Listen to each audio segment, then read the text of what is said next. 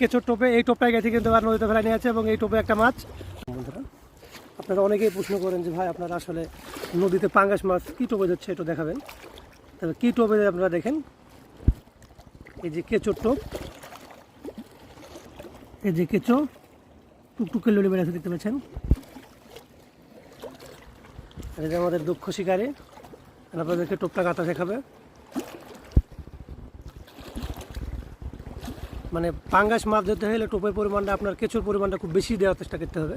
মানে অল্প স্বল্পতে তো আবার খাচ্ছে না মাছগুলো, প্রচণ্ড পরিমাণ হাবাইটি, কিন্তু তারপরও ছোটোখাটো টোপ চোখে দেখছে না।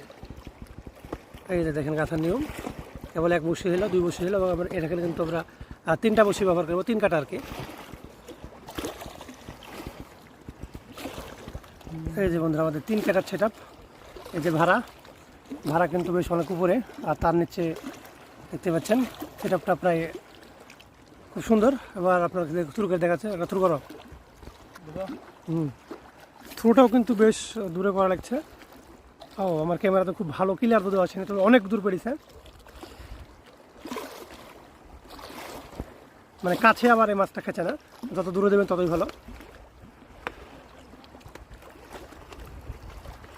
এখন আমাদের অপেক্ষার পালা, যদি একটা টান দেয় তারপর আপনাদেরকে দেখাচ্ছি। মাছ উঠে চলে আসছে এবার এই টোপে। এই যে পাঙ্গাস আপনাদেরকে সরাসরি লাইভ হিট দেখাচ্ছি আমরা। যে কেঁচোর টোপে, এই টোপটায় গেছে কিন্তু আর নদীতে ফেলা নিয়ে আছে এবং এই টোপে একটা মাছ। খুব ভালো, খুব সুন্দর একটা বিষয়। তো মাছটার সাইজ বেশ ছোটো। এই তো শিকারে আমাদের নাইত ভাই। ঠিক আছে, অবশ্যই।